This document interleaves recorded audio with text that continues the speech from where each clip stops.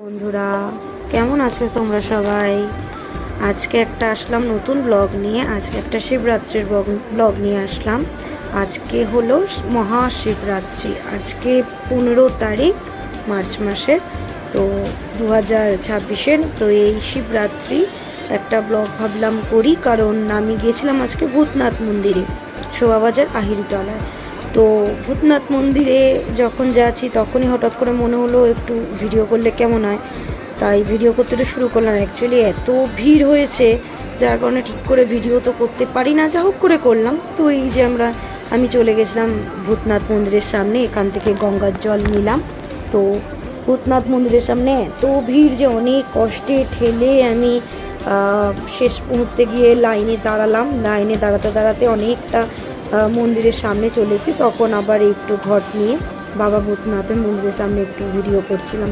তো সত্যি কথা বলতে, প্রত্যেকটা শ্রাবণ মাসের সোমবার বলুন, এমনি সোমবার বলুন, আর মানে শিবরাত্রি, এই সময় ভূতনাথ মন্দিরে এত পরিমাণে ভিড় হয় যে মানে কি বলবো, আপনারা মানে চেপে মরে যাবেন। মানে এরকম একটা অবস্থা যে আমরা ঠিক করে হাঁটতে পারছি না। আমি যে গঙ্গার জল নিয়েছি, বোধহয় মানে গঙ্গার জলটা পড়তে পড়তে অর্ধেকটা হয়ে গেছিলো, এত ভিড়। আপনারা দেখতেই পাচ্ছেন যে কি পরিমাণে ভিড়টা হয়েছে।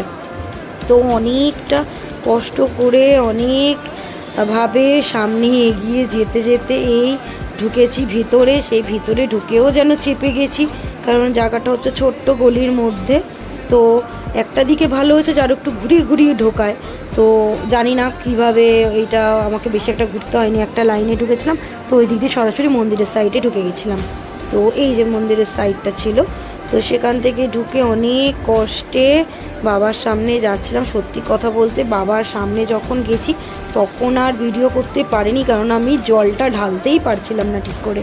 জলটা ঢালার জন্য আসলে বাবার মাথায় তো জল সরাসরি দেওয়া যায় না, এখানে এক জায়গায় জল ঢালতে হয়। তো সেই চোঙের মাধ্যমে বাবার মাথায় চলে যায় জল। তো সেইভাবে এত ভক্ত, এত শরণার্থী যারা বাবার কাছে এসেছে, তাদেরকে এইভাবেই জলটা ঢালতে হয়। তো প্রত্যেকটা মানুষ এইভাবেই খুশি হয় যে যেভাবে হোক বাবার মাথা অবধি তো জল দিতে পারছি, ব্যাস ততটাই। যে আপনারা দেখতেই পাচ্ছেন এইভাবে লোকে জল ঢালে। তো আমি অনেক কষ্টে জল ঢেলে একদম বাইরে চলে এসেছি, কারণ ওই মুহূর্তে আর ভিডিও করতে পারিনি। তো বাইরে এসে ভিডিও করছিলাম যে এইখানে ওই যে যে এলইডিটা লাগানো আছে, সেখানে বাবা ভূতনাথকে দেখা যাচ্ছে, সেখানে বাবা ভূতনাথের মাথায় গিয়ে জল পড়ছে। তো পাশেই আছে গঙ্গা, সেই গঙ্গাতে আমি আবার একটু গেছিলাম, কারণ পাশে আর একটা শিব মন্দির আছে যেখানে আপনি সরাসরি জল ঢালতে পারবেন। তো গঙ্গাতেই আমি গেছিলাম একটু জল আনার জন্য। তো তখনই একটু ভিডিও অন করে ভিডিও দেখলাম। ওই যে আপনি দেখতে পাচ্ছেন ওখানে হাওড়া ব্রিজ, মানে অ্যাকচুয়ালি মন্দিরটা হাওড়া ব্রিজের কাছেই, খুব একটা দূরে নয়। তো এখান থেকে নিয়েছি। আপনারা দেখতে পারবেন যে গঙ্গাতেও কত পরিমাণে লোক সব জমায়েত হয়েছে। এখানে সব বাবার কাছে আসে ভক্তি ভরে, বাবা যাতে তাদেরকে আশীর্বাদ করে, বাবার মাথায় জল ঢালতে আসে। কারণ সত্যি কথা বলতে, আমাদের সনাতন ধর্মে যেমন মানে যত বাবার ভক্ত আছে, দেখেও আমি একজন সনাতনী হয়ে বলতে পারি যে মুগ্ধ হয়ে যাই যে বাবার সত্যি এত ভক্ত, বাবাকে এত মানুষ, এত লোক এত ভালোবাসে। তো এখান থেকে জল এনে আমি সেই মন্দিরে ঢুকেছিলাম। এখানেই মন্দির, অনেক শিব আছে। তো সেখানে একটা গাছের নিচে রাখা, তো সেখানেই হচ্ছে বাবাকে জল ঢালাম। এখানে বজরংবলীর মন্দিরও আছে।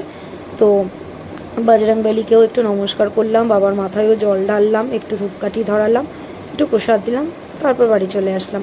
তো ব্লগটা এখানেই শেষ করছি। টাটা।